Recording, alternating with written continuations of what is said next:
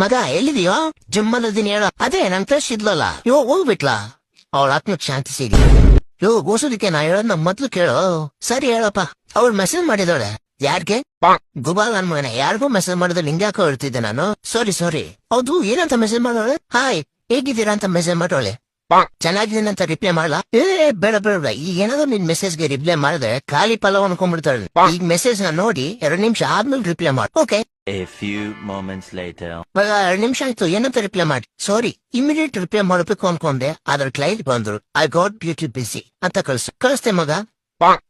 Immediate ಆಗಿ reply ಬಂತು. ಏನಂತ? ಇಟ್ಸ್ ಓಕೆ, ನಿಮ್ಗೆ ಏನಾದ್ರು ಡಿಸ್ಟರ್ಬ್ ಮಾಡಿದ್ನ ಮೆಸೇಜ್ ಮಾಡಿ ಅಂತ ಬಂತು. ಹೇಳು, if it's you then please disturb me more often ಅಂತ. A few moments later. ಮಗ ರಿಪ್ಲೈ ಬಂತು. ನಾಚ್ಕೊಳ್ಳೋ ಎಮೋಜಿ ಕಳ್ಸಿದಾಳೆ. ನೀವು ಎಮೋಜಿಯಲ್ಲಿ ನಾಚ್ಕೊಳ್ಳೋದ್ ನೋಡಿದ್ರೆ ಎಷ್ಟು ಚೆನ್ನಾಗಿ ಕಾಣ್ತೀರಾ, ಇನ್ನು ರಿಯಲ್ ಆಗಿ ನಾಚ್ಕೊಳ್ಳೋದ್ ನೋಡಿದ್ರೆ 2 ಕಣ್ ಸಾಕಾಗಲ್ಲ ಅನ್ಸುತ್ತೆ ಅಂತ ರಿಪ್ಲೈ ಮಾಡು.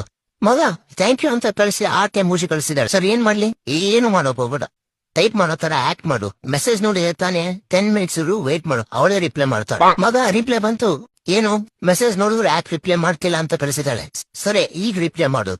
ಆಕ್ಚುಲಿ ನಾನ್ ನಿಮ್ಮನ್ನ ಕಾಫಿ ಡೇಟ್ ತರೋಣ ಅನ್ಕೊಂಡೆ, ನೀವು ಒಪ್ಕೊಳ್ಳಲ್ಲ ಅಂತ ಡ್ರಾಪ್ ಆಯ್ತು. A few moments later. ಮಗ ಏನೋ ಯಾಕ್ ಬರೋಲ್ಲ? ಬರ್ತೀನಿ, ಕಾಫಿ ಡೇಟ್ ನನ್ ಕಡೆಯಿಂದ, ಬಿಲ್ ನಾನೇ ಕೊಡ್ತೀನಿ ಅಂತ ಮೆಸೇಜ್ ಮಾಡಿದಾಳೆ. Congratulation brother.